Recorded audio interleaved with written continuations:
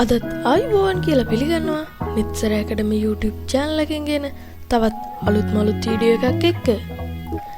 අද මම මේ වීඩියෝ එකෙන් කතා කරන්න හදන්නේ Word එකේ හරියටම watermark එකක් දාගන්නේ කොහොමද කියලා.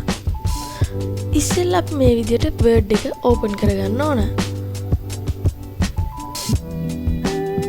මේ Word එක open වුණාට පස්සේ Word එකේ තියෙන blank document යන්න.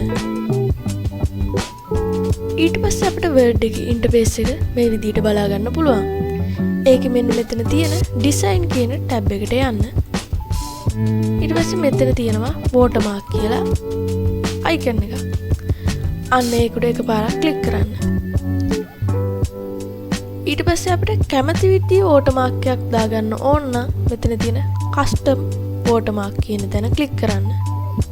ඊට පස්සේ අපිට watermark එකක් විදිහට picture එකක් දාගන්න ඕන නම් මෙන්න මෙතෙන්ට ගිහිලා select a picture දෙන්න.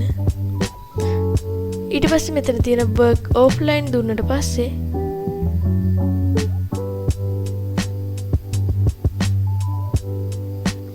අපේ කම්පියුටරේ තියෙන picture ටික open වෙනවා බලා ගන්න පුළුවන්. ඒක ඊට පස්සේ මම මෙන්න මේ picture එක select කරලා මෙතනින් insert දෙනවා. ඊට පස්සේ මෙතනින් okay දුන්නට පස්සේ ඔයාලට බලා ගන්න පුළුවන් watermark එක විදිහට මගේ මේ නිත්සර ඇකඩමි කියන YouTube channel එකේ logo එක ඇවිල්ලා තියෙනවා. ඊට පස්සේ මම ඔයාලට කියලා දෙන්නම් watermark එකක් විදිහට text එකක් දාන්නේ කොහොමද කියලා. ඒත් මේ design කියන tab එකටම යන්න ඕන. ඊට පස්සේ watermark කියන tab එකට ගිහින් custom watermark select කරන්න ඕන. ඊට පස්සේ මෙතන තියෙනවා text watermark කියලා. අන්න ඒකේ මේ text කියන තැන ගිහිල්ලා අපිට අවශ්‍ය watermark එක type කරගන්න ඕන. මම දැන් නිත්සර ඇකඩමි කියලා මෙතනින් type කරනවා.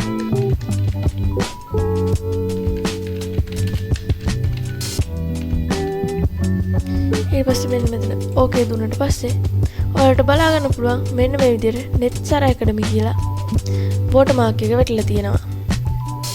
මට මේ front එක එච්චර හරියන්නේ නැති හින්දා මම මේ front එක වෙනස් කරගන්නවා. ඊට පස්සේ මෙන්න මෙතන තියෙනවා front කියලා අන්න ඒකෙන් මට අවශ්‍ය front එක දෙනවා. මට හොඳ Times New Roman කියන front එක.